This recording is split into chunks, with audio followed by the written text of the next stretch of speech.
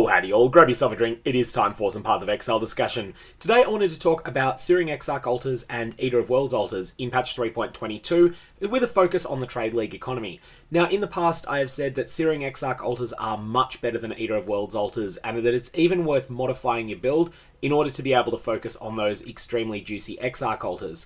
This has changed. Searing Exarch altars are still better than Eater of Worlds altars, but the gap is very small. Where I estimated it as around 35% in patch 3.21, now it's closer to 12%. The reason for this is primarily that Awakened Sextants are phenomenally cheap. The reason they're so cheap is that the Trials of the Ancestors drop a lot of them, especially since the loot increase patch. This means that people who are living in the Trials of the Ancestors are generating a very large number of Awakened Sextants, but they're actually consuming none of them. And this means that Sextant prices are just way cheaper than they've been at any point recently in the game's history. Now when we have a look at the various Eldritch Altar mods that are available these days, there's a list of them that's available on POE. I'll put a link to that down in the description below. What's important is that it has the relative weights. This is the relative frequency of getting any particular mod.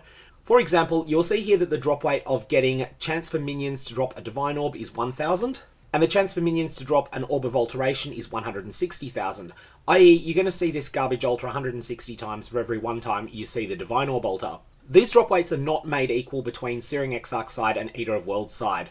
All of the possible altars put together add up to just under 1.2 million on the Eater of Worlds side, and so that means that once the game has rolled that you do get a map boss altar, the odds that it will be a Divine Orb 1 will be exactly 1000 in 1.19954 million, or almost exactly equal to 1 in 1200. However, on the Searing Exarch side, the numbers only add up to 546,796 instead of 1.2 million. So that means that the Sextant mod isn't actually 21 times as common, it's more like 50 times as common. Now I've put together a spreadsheet which I'll put a link to down in the description below, and this part of the video requires a flashbang warning. So flashbang incoming in 5, 4, 3, 2, 1... Alright, so this is a spreadsheet, once more linked down in the description of the video below, and it lists all of the different altars that can exist in the game, it lists their drop weights, it converts that drop weight into both a probability for that altar to spawn and also a 1 in X chance for that altar to spawn. And then on top of that there's a number of notes that are added. For example, Eldritch minions gain 1.6 to 3.2% chance to drop an additional divination card which rewards basic currency.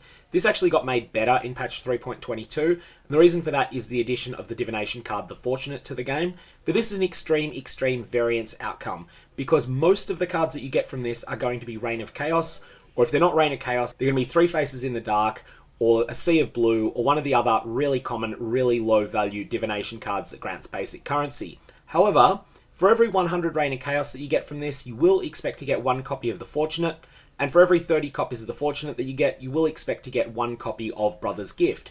This will add up to a significant amount, and that's why this ends up being one of the better altars in the game, even though the vast majority of drops that it generates for you are Reign of Chaos cards that you're not going to pick up. The other thing that's significant, Ichor and Ember prices are up this league compared to previous leagues, but Ichor prices have gone up by more. And of course, Awakened Sextants are way down, as we mentioned before. So what's the final takeaway? In the past, I have advised against doing Eater of Worlds content.